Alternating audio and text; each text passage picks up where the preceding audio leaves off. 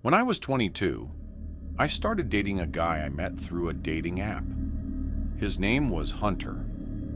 Over the course of a little more than a month, we went on about 4 dates. In the beginning, everything seemed fine. Our first meetup was a quick coffee date, less than an hour, mainly to get a feel for each other and make sure he seemed normal. For our second date, we grabbed drinks at a nearby bar. We both got a nice buzz, and overall, it was an enjoyable time. The third date was dinner, and that's when doubts started creeping in. I wasn't sure if our personalities truly meshed, or if something just felt off about him. Despite my reservations, the night still ended with a kiss, the first and only one we ever shared. Because I let it happen, I convinced myself the date had gone well enough. It wasn't until a couple of weeks later that we went on our fourth and final date, another night out for drinks. However, this time, I went into it with a less excited mindset, and I was paying more attention to little quirks in his behavior that I realized were kind of unusual. It's hard to explain exactly what I mean, but some of his mannerisms just gave off antisocial and borderline creepy vibes. He started to drink way too much on this date as well, and he started getting really touchy-feely at the bar, trying to kiss multiple times.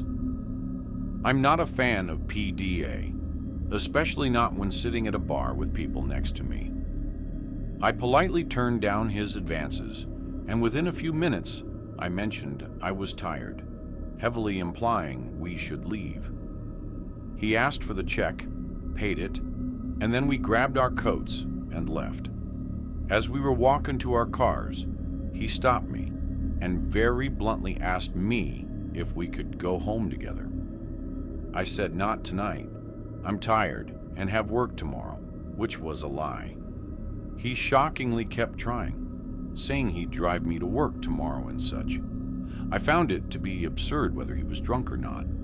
I also wasn't a fan of him drunk driving home. I made the decision at that point that I wouldn't see him again.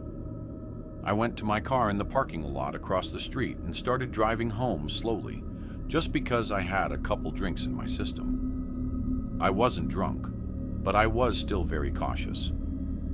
I was also overly alert of my surroundings, looking around for cops. Which, perhaps, is why I picked up on the fact that the same car was behind me still after I made at least 3 turns, and at a certain stoplight I realized it looked like Hunter's car. I texted him, "Are you following me?" He texted back pretty quickly, saying yes. "I just want to make sure you get home." Okay. I called him, but he wouldn't pick up. This was so weird, and quite frankly creepy. I pulled over and texted him to stop following me. "I'm fine." He stopped in the middle of the street for a second, I presumed to read my texts, and then he drove off past me. He didn't text back, not until I got home and was in bed. He said as follows, "I hope I didn't weird you out tonight. Sorry I got so drunk. Next time we should do something a little more low-key, like dinner at my place or something." I didn't answer, so the next morning he followed up with, "Oh no, is the vibe dead?" I still decided to wait a bit to respond. Not even 2 hours later, he sends me a question mark. So I decided to reply now before it got worse. I said, "Hey, I had a great time getting to know you, but I just think our personalities don't click that much. I also really just want to focus on myself right now. I hope you understand." That's when the angry texts started rolling in. The worst one read, "No, I don't understand. You led me on through 4 dates just to tell me that? How about you pay me back for half of everything I spent on you?" There were a few other messages that included personal details, ones I won't repeat, but they were enough to make me block him. I thought that would be the end of it. But soon after, I started getting non-stop calls from a no-caller ID number. I ignored them all, hoping he'd take the hint.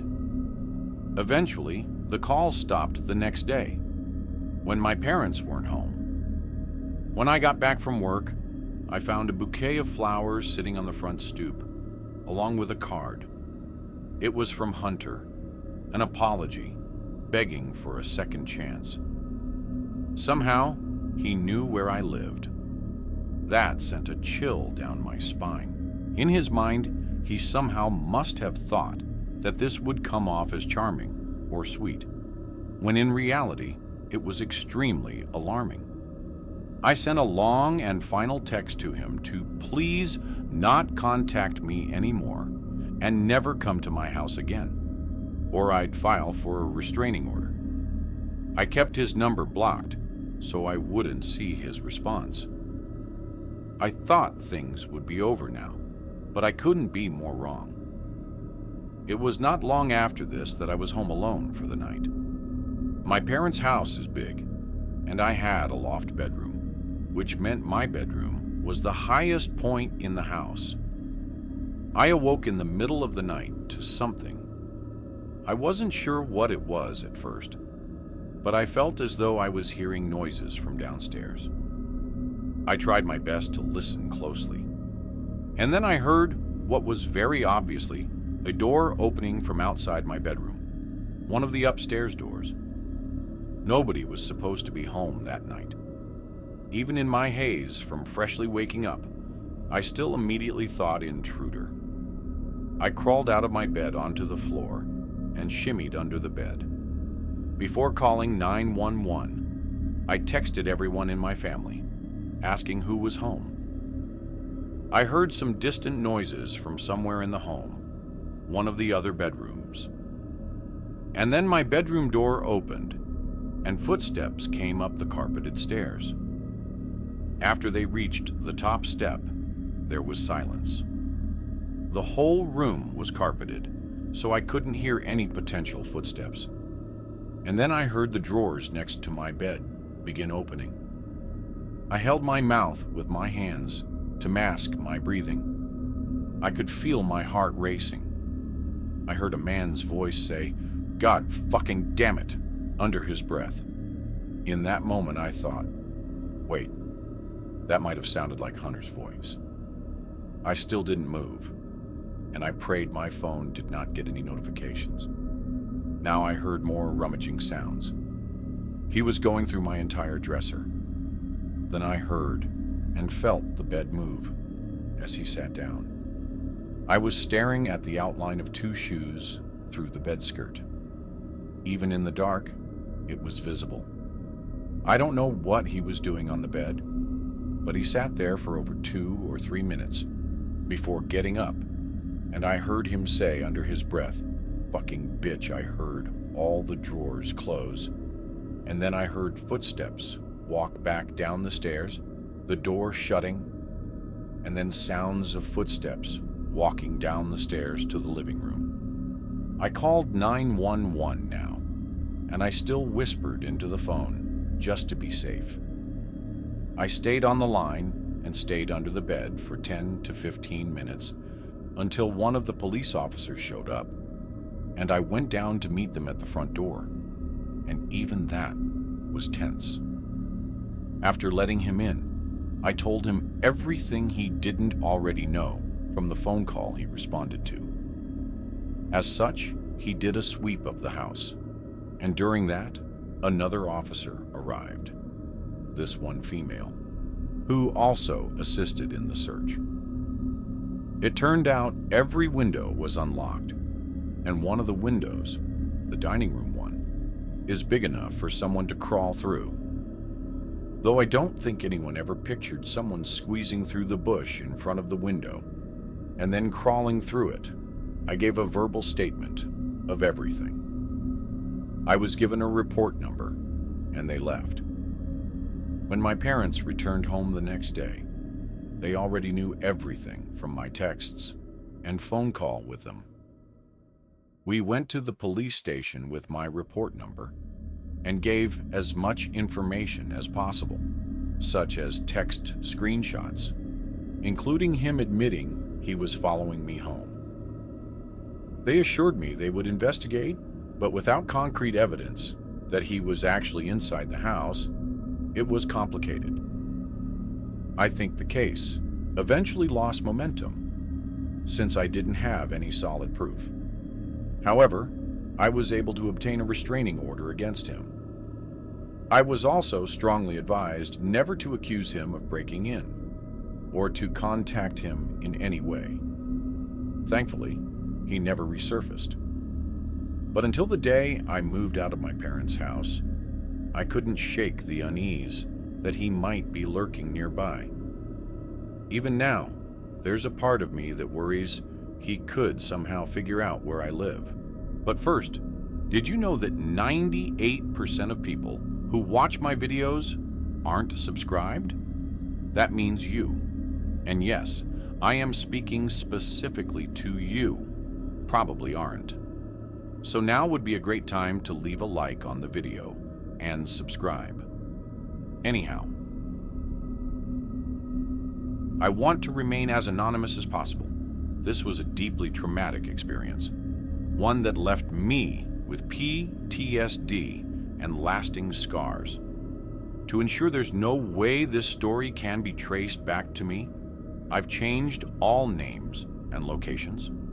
I've always been a very private, withdrawn person. It's been that way since childhood.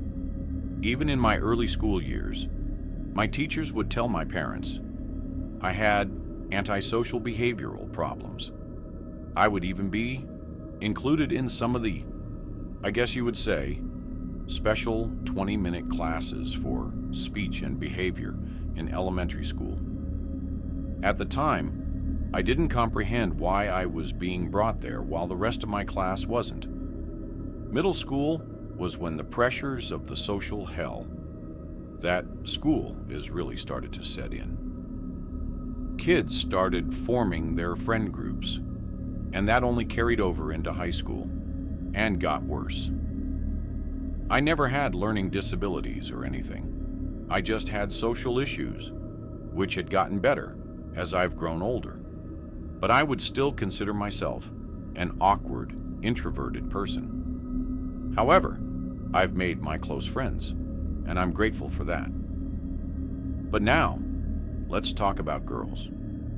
Of course, being a social recluse comes with having trouble with the ladies. Honestly, not to get too graphic, but, you know, it means something to my story. I lost my virginity at 21. That's a bit late, I'd say. This was at the age of 23. I moved out of my parents' place already.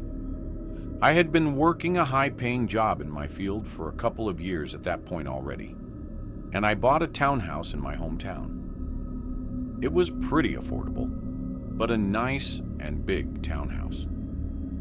I don't live there anymore, but it was 2 floors. It was the kind of place that would impress girls at 23 if you owned it. So one day, swiping on Tinder, I matched a pretty decent-looking girl. I'll call her Emily.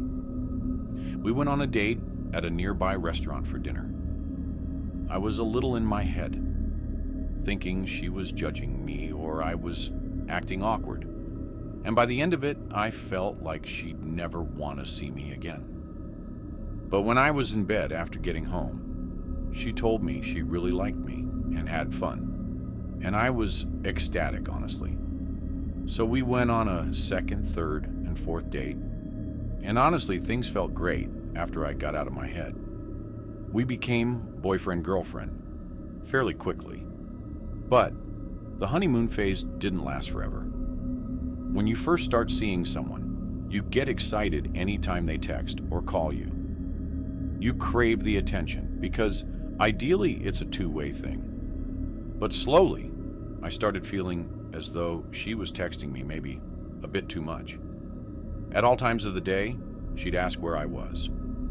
If I was doing something, or perhaps took my time in responding, she'd call me or send question marks to follow up. One day when we were on the couch, She demanded we share our locations with each other.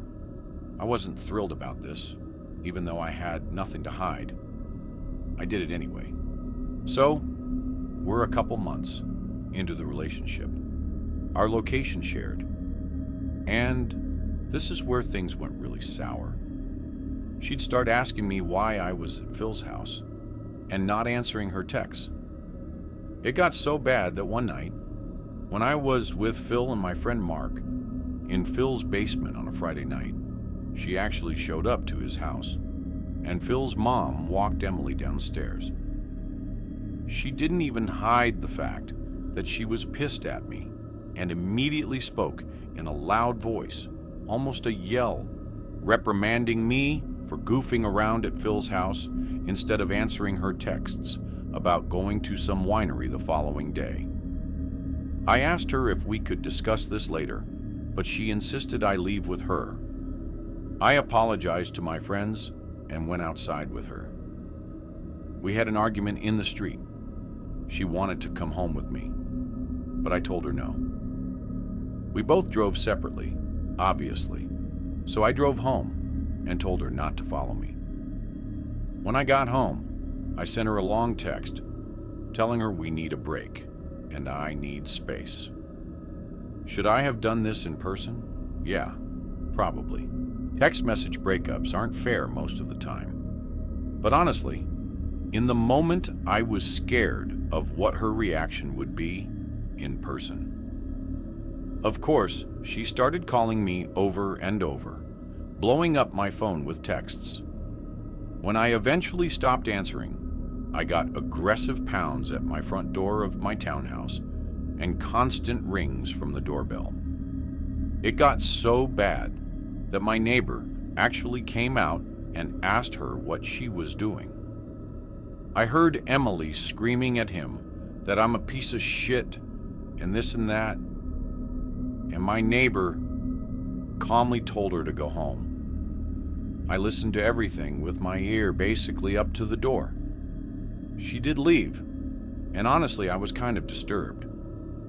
I'm not saying the crazy just came out of nowhere. There were definitely signs, but I was blind to some of it because of the honeymoon effects. The next day, I remembered to stop sharing my location with her, and immediately, as if she were obsessively checking our texts, she angrily blows me up for doing that. I was more and more sure of my decision to cut ties with her every text she sent. My final text to her was, "I'm sorry, Emily. I have to block you for a while. You're scaring me." She surprisingly didn't come knocking or anything. However, I noticed she instantly stopped sharing her location as well. It was exactly 1 week later. I went over to Phil's house again and chilled with the guys. I left around 11 p.m. and got home shortly after. I wasn't tired and I was hungry, so I threw some food in the microwave and plopped on the couch to watch a movie. I was browsing all the streaming apps for something good. I wanted a scary movie. When the microwave beeped and it went silent, I suddenly heard a click or thud from the dining room. So the layout of the downstairs of the townhouse, it looped around in a circle. It went from the kitchen to dining room to living room to den, and they were all separated by a wall in the middle. However, the dent of the dining room had a door, not an opening. I attached this photo to give a better idea. To allow for complete silence, I grabbed the TV remote and muted the TV. And it was then that I surely heard the door separating the den and the dining room clicking open. I peered into the dining room. I blurted out, "Who's in here?" to, of course, nothing in response. I entered the dining room, my blood running cold as I saw that door was opened. I have a thing for keeping doors in my home shut, and that door was no exception. I went to the kitchen and grabbed the biggest knife from the knife block. I also called 911 right away. I had never called 911 once in my life. This was a first on the phone. I spoke really loud so that whoever was in there would hear that I was on the phone with the police. Whether this was a good idea or not, I guess that is debatable. I said, I think my crazy ex-girlfriend has broken into my house.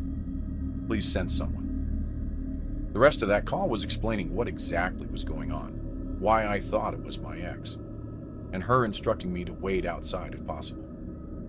So I went outside and waited not far from the front door. Surprisingly quickly, a police car rolled up.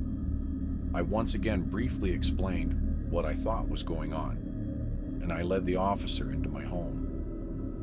We both performed the most thorough search of the place together, and I'm telling you, no one was in there.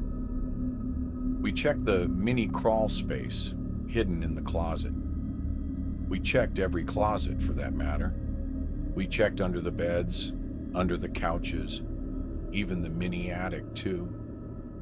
When the coast was quite literally clear, he told me to call again if I heard anything, which said to me that he believed me and knew I wasn't making it up or going crazy.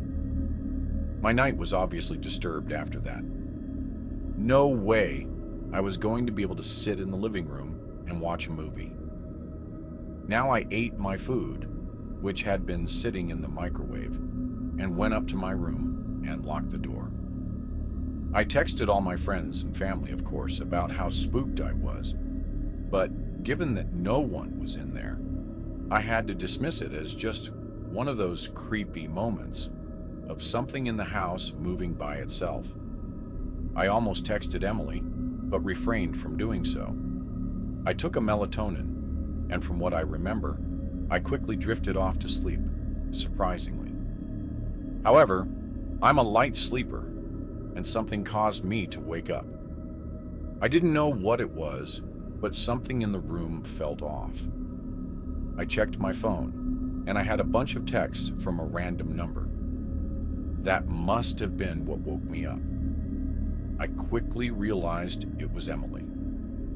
In short, without reading the paragraph she sent me, she was stating how sorry she was, and that she wanted to talk. She was begging me to see her to talk tomorrow in person, and the rest of the texts were her saying, "Are you awake?" and "Wake up," over and over. She said, "Wake up" a total of 8 times over text. Surprisingly, she hadn't tried calling me though.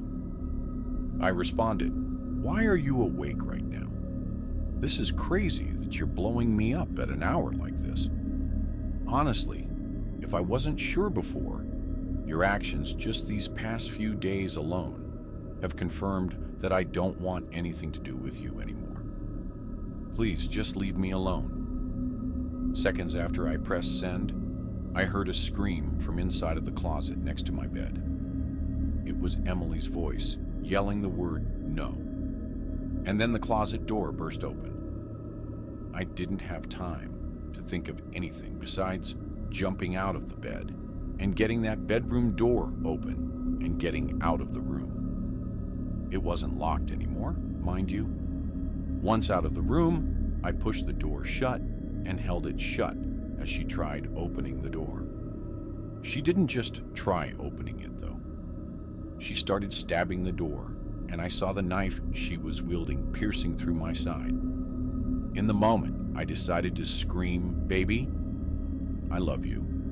Stop," instead of something like, "You're sick and you need help." When I said I loved her, she stopped and calmed down. And I took this moment to call 911, again silently, while still holding the door shut. At this moment, we spoke through the door to each other, while I had 911 on the line, and I came up with some bullshit on the spot that I was going through a rough time right now, but that I loved her and was planning on getting back with her, she said in a frantic voice. That's all I wanted to hear. Why couldn't you just be honest with me? She asked me to open the door. I had to stall, though. I told her I was scared and wanted her to drop the knife. Eventually, she agreed, and I told her to throw it across the room so I could hear it land. She did so. I heard the clang of the knife ricocheting off the wall and onto the floor.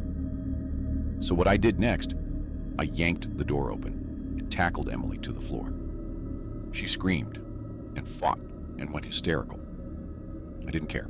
I held her down as I yelled my address and everything into the phone, which was still connected to 911. I held her down all the way until the police arrived. To my surprise, the police literally kicked the front door down, and it was so loud it could be heard over Emily struggling all the way upstairs. Police entered the room quickly, a surprising amount of police actually. Emily was put in cuffs quickly, and she was hysterically crying. I think the only reason I wasn't crying was because I was in such shock. This was the worst, most scarring night of my life. The nightmare didn't end there, though. There was such a long and serious legal process that followed as far as getting Emily convicted. I never wanted my name or any info to be out there on the internet, to end up on one of those crime YouTube channels. So I've been careful about leaking too much information that could get back to me. Emily's in prison for some very serious charges. No part of that makes me happy. This was someone I spent a little chunk of my life with more or less every day. Someone I thought I loved. Someone who tried to kill me. She wasn't in the right state of mind, and it still hurts to realize how blind I was to it. Not just because of how infatuated I was in the beginning, but also because of my own insecurity. I was so caught up in trying to impress her that I completely overlooked some unsettling behaviors early on. I know this experience will stay with me for the rest of my life. Honestly, even if I remain anonymous, finally sharing this story, if it ends up being told, would be a huge relief. If you enjoyed this video, don't forget to hit the like button and subscribe to the channel for more amazing video.